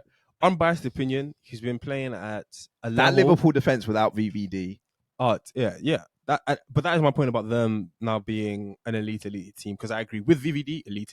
But kind of like Tottenham, the drop-off now is huge. And I agree. Unbiased opinion, I think VVD has got to a level after ACL that I didn't think was actually attainable for him. I didn't think he was ever going to be like a scrub, like washed. However, I was hoping. I think maybe you did. I think your precise words were washed. I think that is exactly what you said. All I'm trying to say is that when he got sent off at Newcastle, Michael was loving life. Lazy. Late. Lost the yard of pace. Alvarez or something. Let's see what Alvarez and Haaland have to say about. But VVD this season, after the Newcastle game, you heard my words clearly. Yeah. And he has put in a monster run of games in terms of just like reliability. And you know what's funny about these centre backs, VVD, Saliba, all these kind of guys is like, it's everything and nothing at the same time that makes the performances so good. Because it's not like at least like Saliba, maybe he has a bit more of these like clips that you can put up on Twitter about like, oh, he did this and this. Yeah. But like with VVD, it's just like somebody puts the ball over the top, the attacker stops running because VVD's coming onto it, type of thing. Like, and that's when you know. Yeah, like, it's almost a case of just like he never even finds himself. That's what I'm saying, and that's not a slight on Saliba. Like it could be someone else's mistake. Yeah, that Saliba then recovers or whatever. But it just seems like VVD And last year, a lot of people were saying like, "Come on, man, make a tackle, Do something. Like, Yeah, you can't yeah. just use your aura and whatever." But Love those stands. I think, and I've held this opinion for a while. Hence the conversations that we've had about it. But I still think he's the best centre back in the league. Yeah. You know what? I could actually Laporte's gone now. I could. I could hear Laporte it. went to Saudi. I could hear it. I can hear it. That VVD is the best centre back in the league. He does an amazing job for those guys. He really does. And as I say, I don't think Matip and Gomez or Matip and Konate as partnerships are like anywhere near good enough to have you 1 point off top type of thing. So, and you have to give him a ton of credit. I think VVD, Diaz, Stones, Saliba, I think they're all there in the conversation. But I would say, I think at the current moment, I do think Van Dijk is the best. I agree. Do you know who I oddly put up there? Lewis Dunk. Lewis Dunk's good. Not for any reason. But he's not those four. No, he's not with those four, but yeah. I only put him up there as one of the best simply because... I thought you were going to say Thiago Silva, and I was like, yeah, maybe. No, Thiago Silva has to be there. He can hang. But I just think Lewis Dunk is crazy for coming... I didn't even play on the weekend. But just for coming up from League One, League playing Two, Deserby style of football. Exactly. Yeah. To now, like, being a bedrock of a Premier League team, I just think that is kind of crazy from him. Yeah. He's definitely a good player, definitely a good centre back. But VVD, I'm watching you closely, man. Next week, we'll see. Well, yeah, we will see. He's going to be up against Haaland, Alvarez. There's something to say. And if Liverpool are going to have something to say in that game, VVD is going to have to be on it. Yeah. Actually, to be fair, VVD cleans up Doku 1-on-1. Yeah, well, we'll get into whatever Doku's performance was this weekend. But moving on from that game, West Ham, Nottingham Forest. Good game. Which was, another good game. Live on Sky. West Ham going 1-0 up, obviously then going 2-1 down, but coming back to win the game. Alanga. And you said it. You've been saying it. Did Man United make a mistake? I'm fully on this Alanga train. Did you see me in the group chat? Yeah. Oh, yeah. Alanga. It needs to be said. Yeah, usually the only players that get capital letters from me are players that score against Tottenham and then winners. Yeah, or score against Man City, like Raheem. Yeah, and Lamina. But Alanga scoring against West Ham. I don't mind West Ham. But I'm on the Alanga train. No, I feel you on that. And fair play to him. Kind of like, what's that? More goals than Rashford, Garnacho, Pellistri, kind of like Bruno, Hoyland. Not as much, but kind of like the Cole Palmer situation. Accepting, hey, look, man, I need to go to play football week in, week out. Yep. And this is what I can do. Yeah. The one thing I do have to criticize him for is like, bro, you can't be taking your shirt off in the set and then concede 30 seconds later and then go on to lose the game. It's also like you scored like the 66 minutes. Like there's a lot of football. You got a yellow card for no reason. That's a lot of football to be played, man. But yeah, good finish from him. Buried it bottom bins. Was causing so far problems, man. Getting the ball going 1v1, just electric. But James Ward-Prowse, 2 assists. Pieces. I was hoping he'd blank because I saw Wivey had him in his team. But fair play, good pick, man. Good pick. Probably could have had more assists. Probably could have had a goal as well. Yeah. And Bowen as well, man. That played as a number 9. Coming in my team next week. Yeah, I think I might need to bring him in as well. And they have 3 easy games. Yeah, they got Burnley next. Yeah. But Bowen's ability in the air is very good. When I was watching the highlights and it was like, and West Ham scored from a corner. Like, even as they scored, I couldn't tell who it was that got up there and Solchek, Aguero. Yeah, that's what I'm saying. They're all running across the ball. Bowen kissing his feet. Bowen's leaped up higher. He's hung there. He just wants it more at that point. That's kind of crazy from him. I agree. And fair play to Bowen because 2 seasons ago he was balling. Everybody was talking about England squad. He needs this, he needs that. He's better than Saka. Last season he was kind of off the boil. But he's come back to show that, hey, look, it wasn't just a one-off, one fluke, flat track bully type of season. Like, I am actually a very good player. I can score you 15 goals in the Premier League. And sort of I deserve my respect kind of thing. And I think for sure, man, I would have taken Bono over Anthony or whatever. Like that West Ham team have some really nice pieces for a team that I think David Moyes is trying to make into like a transition team, a team that can hit you on the counter. The way they set up with Kudus, Bowen, Agreed. Paqueta. Paqueta scored a nice goal. Great goal, yeah. I put in the chat we fucked up with Paqueta. Should have, yeah. Would have loved to have him for playing for Arsenal. We'd be 5 points clear. Top player. Already rumours about Man City for monitoring his betting investigation because obviously Man City have the lowdown. If you can bribe anybody, you can get the lowdown in this situation. But yeah, a good result for West Ham. But moving on from that game to a game where the Barclays was really Barclaysing. For sure. It was proper heritage. For sure. First game with 4 equalising goals since, do you know? 4-4. Yeah. Sharvin. First game with 4 equalising goals since that one at Anfield. But yeah, Great. we'll get straight into it, and we'll start with Chelsea.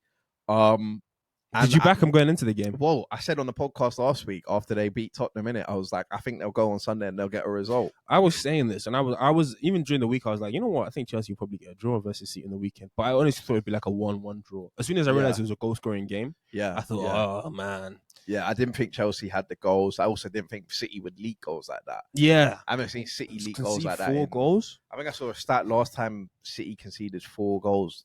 It's been like over 1,000 days. And when Rodri whacks that in, that's always the nail. That's always the nail in the coffin. I was even saying in the group chat, like, how many times does Rodri get to fucking give it to away fans and a last minute winner? You know, like he crashed it. He scores like 10 goals in 10 years, and all of them are like last minute winners away from home off his left peg. But yeah, fair play to Chelsea. Fair play to Pochettino, man. Fair play 100%. Fair play to like the way he set out his team, the fearlessness of the team to take on the game plan. Yep. You wouldn't have thought that after losing last week, would you? Yeah. Well, they beat you. You know, you wouldn't have thought like. But I got. There's no praise for Andrew's highline this week. Come on. Yeah. The real winners.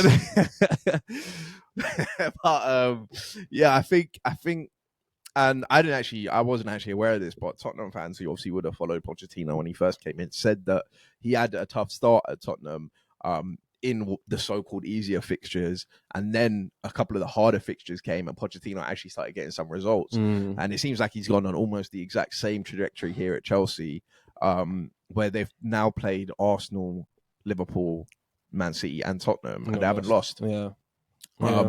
Which is definitely, and I think compared to their Big Six record last year, is much improved. And yeah, man, the way Chelsea pressed was impressive. The way they were catching, I haven't seen a team catch Man City out like that in a long time.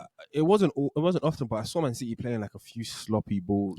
Like City weren't. And Chelsea had gone like man for man in a lot of those situations, and it's like, I know we spoke about obviously Rodri scoring that goal, but I haven't seen Rodri have a game that. And I wouldn't even say bad, but I know what for you mean. Rodri standards, I know what you mean. I haven't seen Rodri look a bit kind of like the fact that Chelsea were even getting chances.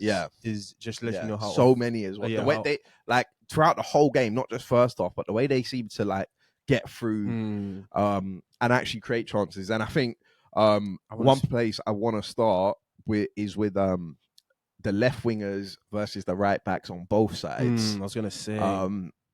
So firstly, Doku versus Reece James. Yeah. And we cast him out on this podcast. We had Brendan Johnson had him on toast last week. Thought he might need to get hooked for Gusto. But wow, what a performance from Reece James. Reece locked him up 1v1. Didn't give him a sniff. And got an assist for Sterling's goal. Gave them stuff going. I was going to say, it wasn't even just that Reece had early success in the initial exchanges with Doku. It was that Reece also set the precedent of like, I'm going forward in this game. Yeah. Like I'm overlapping. You're going to have to mark me that way. Exactly. Like I'm getting on the ball. I want to be looking at Guardiola face to face, that kind of stuff. And I think City were expecting Chelsea maybe to drop off. And I don't know, like Doku would have millions of amounts of possession and overlaps and easy passes out. But for Reece to take up the mantelpiece and say, look, man, I've probably defended some of the best wingers in the world in the past couple of years, and I just don't think you're there yet, and take it to him like that. It was really, really, really impressive. And I was even thinking to myself, I was like, damn, man, it's like hour of football.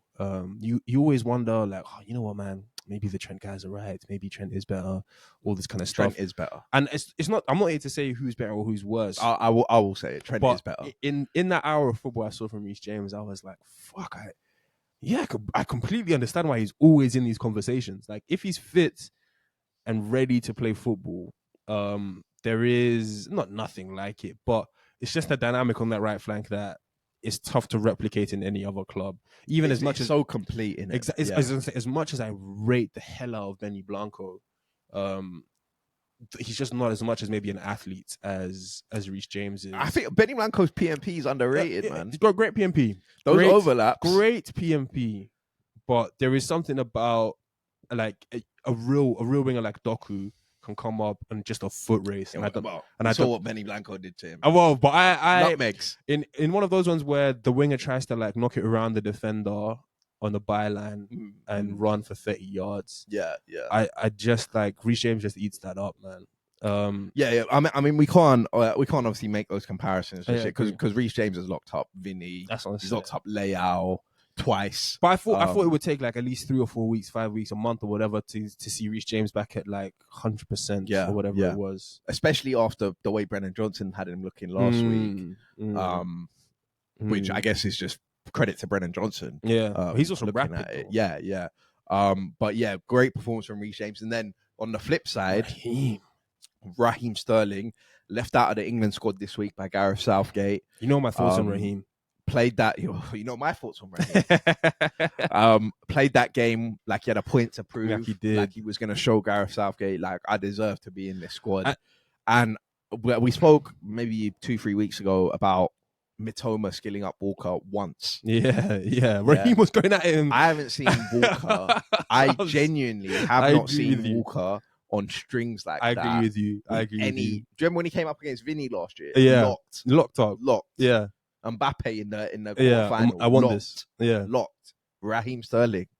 Big performance. Walker's head was all over the place in that game. Well, it was the way Sterling would get it. Walker would come to him. He'd kind of go at him, but then he'd slow down. Sterling would realize, there's nothing else on. I just go again. Like, wingers don't tend to have that confidence with Walker. No, do you know what it is? And I was thinking about this. I was like, it must come from Sterling ripping Walker in training at Man City. Well, they've always had that thing of when they were both at City about who's quicker, innit? Yeah, and I think Walker always used to say over 5 yards, Raheem, but any distance bigger than that is me. But because I agree with you. I was more so shocked about Sterling's willingness to take on Walker at every attempt than even like how successful he was when it happened so many times when Walker squares up a guy 1v1, safe pass back to the left 8 or the left back or whatever the hell is going on. But Raheem would take it down, and as you say, it's like start to start, go. Yeah. Just rip him, gone. And on top of obviously the one-on-ones v Walker, which I can't give him enough love for. I think he did such a good job trying to win the ball high up the pitch. Yeah. As well as sometimes, Sterling is not the most technically gifted player, but just not being such a like loose and careless with it. He tried to make sure that if I have this ball, it's precious. Yeah. And that I know I'm trying to beat Walker, but I'm still trying to put in a good ball in the box. I'm still trying to find Conor Gallagher, Cole Palmer. I mean, he scores the goal.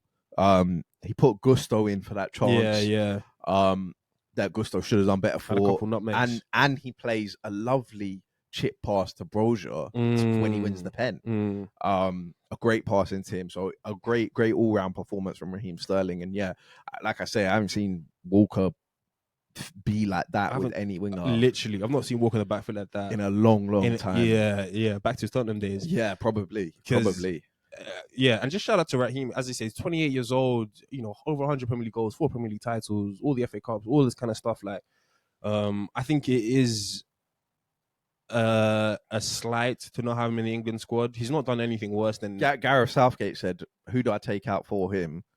Marcus Rashford. Very simply, Marcus Rashford. What has Marcus Rashford done to warrant a place in the England setup. Yeah, and he's also never scored more goals than Raheem in any England tournament ever. Yeah. Raheem is quite often England's best player at tournaments.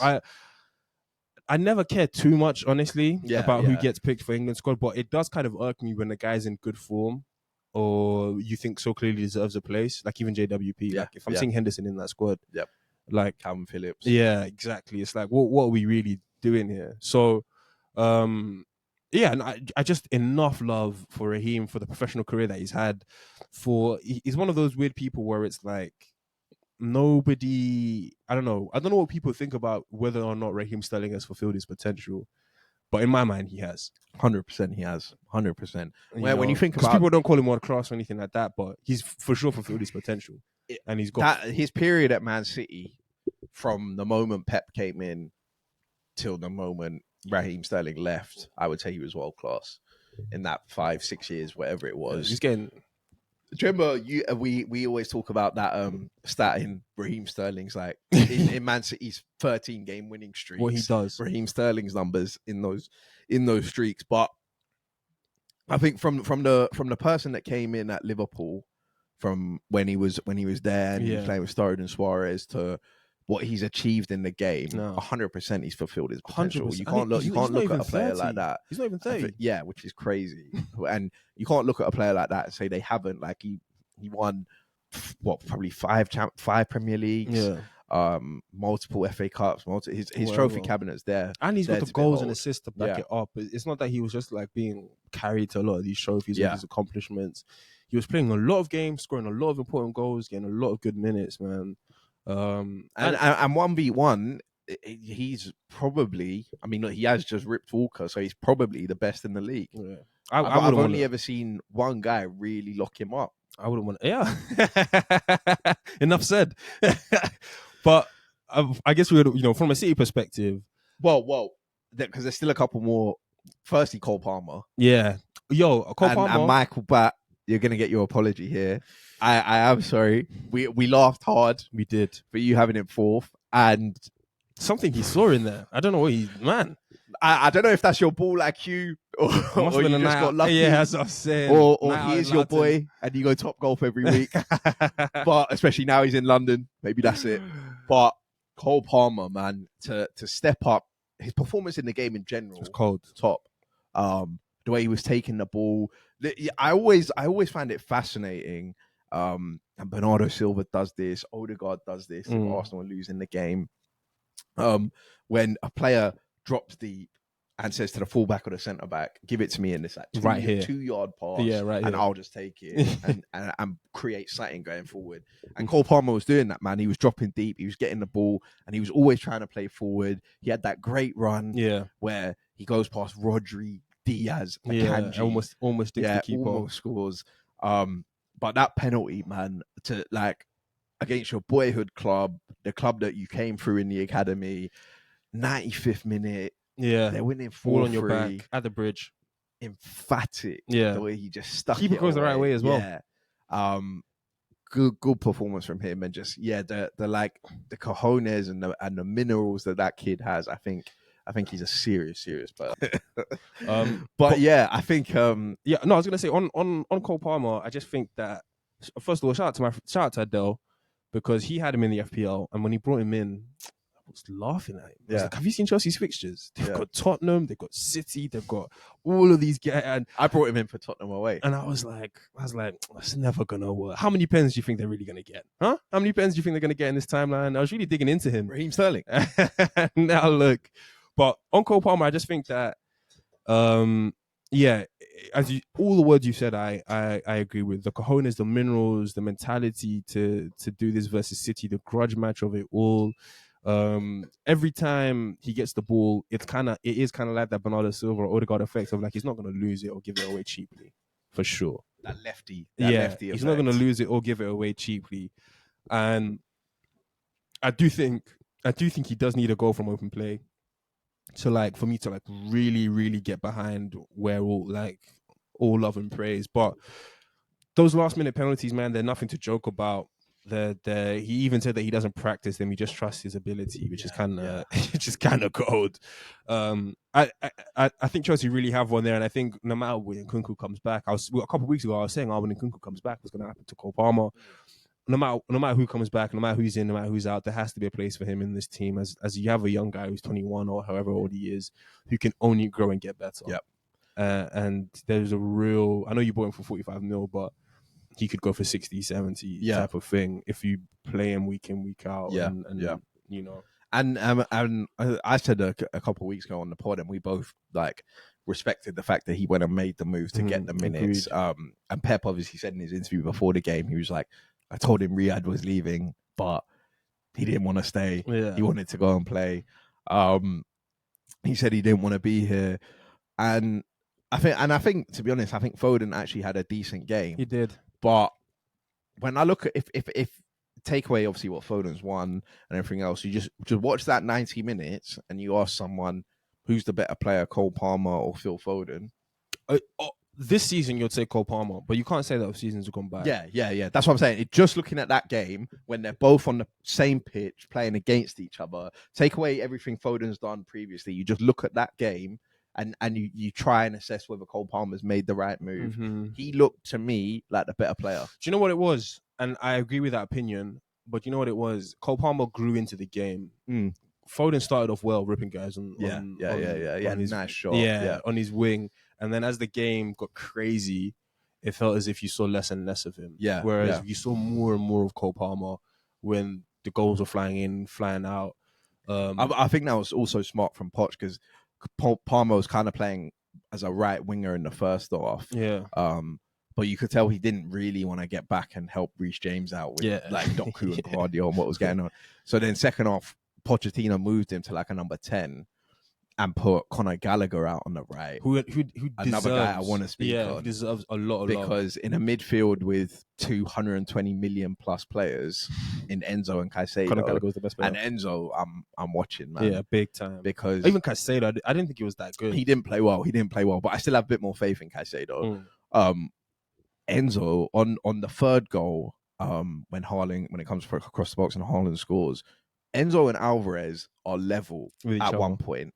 Yeah. By the end of it, Alvarez is 15 yards ahead of him. Enzo, he doesn't have the engine. Running power and technically looks good. Looks like a good player, can play. But I think he's going to suffer from the Granit Xhaka thing of like, what does this guy do? Well, yeah, I completely agree. Granit Xhaka's technical level, physical level, levels above Enzo.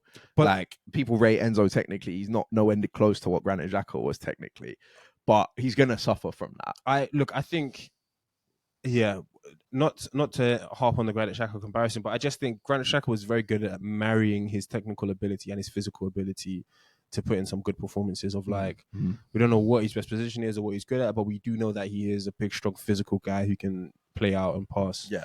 With Enzo, I know he's good on the ball. I know if he sees a pass, he can play the pass. He's a progressive passer. I know he can obviously keep things ticking.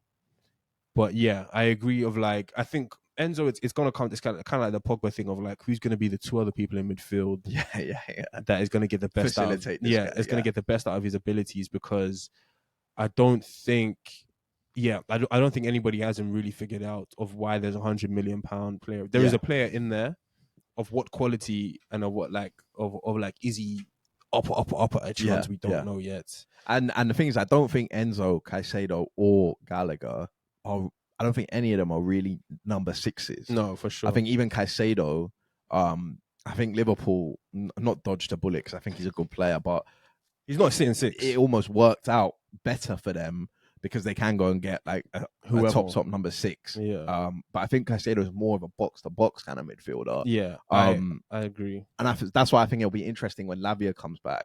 I think Lavia's due to come, who I even forgot Chelsea had even signed. But I think it'll be interesting. He's meant to be.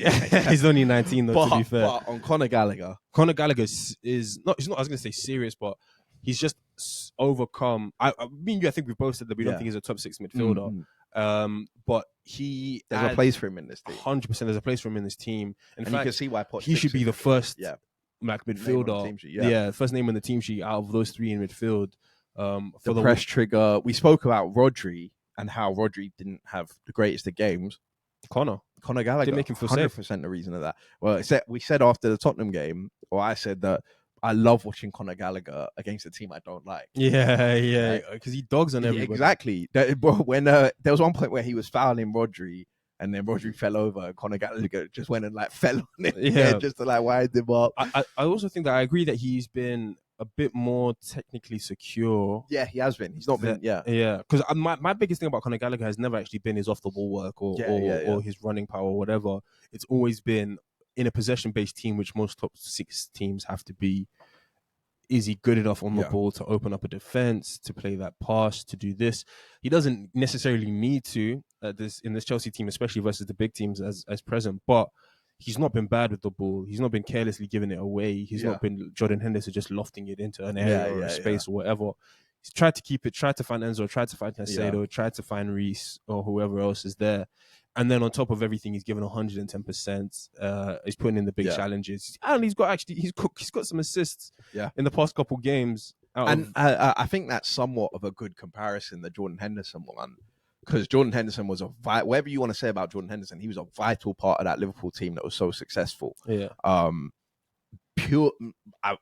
Pretty much purely because of the energy he brings. And if Pochettino's got Conor Gallagher playing that role in this Chelsea team, I mean, the way they press Man City, he was a large part of that. Huge. And his versatility in terms of somebody else has to come off and we can just put Conor on the right wing. We could just put Conor, wherever they need to be. Sorry, wherever he needs to be or wherever there is a space to be filled in, proper Chels, all of this kind of stuff. He's just going to run around and do it. Yeah. He's going to give everything. And fair play to him, man. He caused them problems. But moving on to Man City, and obviously Rodri thought he had one. Thought he had him. Thank goodness, though. It would have been too many. And also, if they go and win at Stamford Bridge, it's just another one of like... They already won 3-0 at Old Trafford. I thought... I couldn't believe that the pen was given. I thought that's never the Haaland one. Yeah. I thought that's... I know Cucurella's holding him and Haaland's holding Cucurella, but I couldn't believe that got given. Do you know why it's crazy? Is because that is one of those ones where you can never be consistent on. You can never find a consistent. And I think it's different to the Højlund one that they got at Old Trafford, because Højlund is just this one. They're both holding each other. And that one is from a clear set piece. He's trying to put the ball into the box, trying to find his man. And you know what? You know why I never thought it was a pen? Because Thiago Silva gets to the ball first, beyond Haaland, beyond Cucurella. Like Thiago Silva gets to the ball first. It's out of play by the time Haaland is falling over. And so for the ref to try and be a hero and make everybody feel like he's got Hawkeye vision and all this kind of stuff, it's a long day. But from a City perspective, I think it's never easy to criticize City too much, because they'll probably just win the next 5 games or whatever it is. But it is easy to criticize Ruben Diaz. Yeah. Because man, I do have some sympathy for him on the last goal and the 4-4 penalty. We'll never see BBD doing that. That's true. But I do have some sympathy for him because in the heat of the moment, 98, 95 on the clock. And it's a nasty fake. Bro just sold me. Bro just sold me. I straight up thought Bro's just going to try and hit this first. Just come off the bench. He needs to be a hero. Rash. Slice it. Yeah. But as soon as he takes that touch and Diaz comes Stonewall sliding in, it's a Stonewall penalty. And for the third goal, Jackson's goal, when he slides. What is he doing? What is he doing? He's just on the floor. Not that he's not a bad defender. He's a great player, all this kind of stuff. But when he makes these mistakes, you have to be there. Otherwise, there were some bad defensive mistakes. Gvardio's one. Yeah, Gvardio's one. Just unlike City to concede 4. But having said that, they're going to the international break, top of the league. Yeah, another 2 goals for Haaland. Ahead. Top goal scorer. That's the thing. We don't even talk about Haaland bagged the brace at Old Trafford and an assist, bagged the brace here. And we're not even really talking about it because it's just what he does. If it's not a hat trick, guys don't want to hear it. That's away at Old Trafford, away at Stamford Bridge, 4 goals. That's more than a lot of strikers in a lot of teams just in those 2 games. Yeah. But I think that's that game done. And last week we did winners and losers of the week. Yeah. And I've come up with a name for it.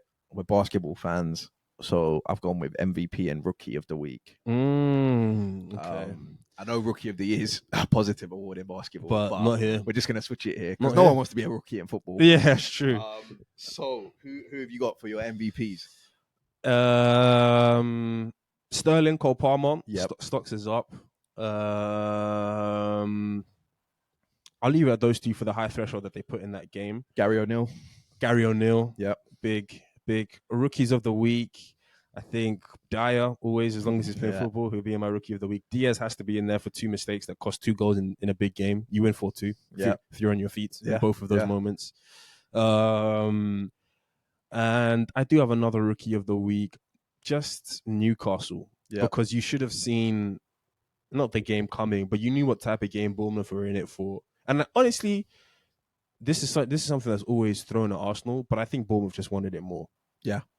It did look like and that is pretty risky. For me, I echo all of those. One other MVP, I was going to get Tom Aspinall. Won it in the first round. Talk about it. Knocked him out. Talk about it. The British guy getting it done. Champion interim. Now. Yeah. He can only face the big boys. Yep.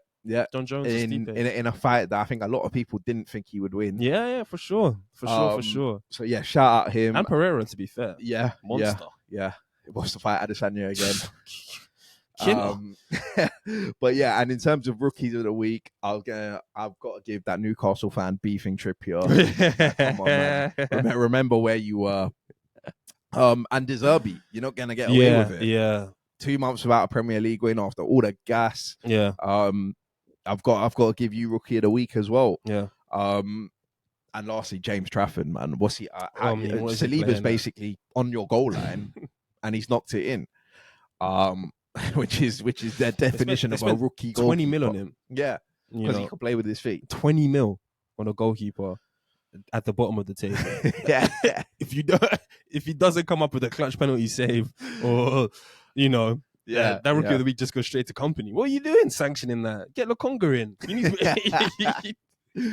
and I think one last MVP, because off air we spoke about it quite a lot. 50 Cent.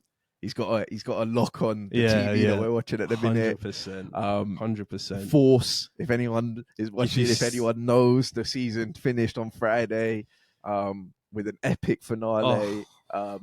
Shout out 50 Cent for just giving us that entertainment. Shout out 50, he said it, but just on pod, just for creating out of one show, the Power Show, a universe of shows that are still enjoyable. And it's not like, there's some shows you watch just because you're in it for too long and you need to see it to the end. But I'm also watching these shows because I'm genuinely interested to see where these characters go next. Yeah. I think that deserves a lot of credit and respect, because I don't know cumulatively how many seasons we've watched, but it's been a lot of seasons and I've seen a lot of shit and I'm still here. Yeah. I'm still gassed. So I still want to know what these guys are getting up to. That's what I'm saying. But yeah, thank you guys for listening. We appreciate all the support. If you're listening on YouTube, subscribe. If you're listening on Spotify, rate us 5 stars. And yeah, peace. We'll be back.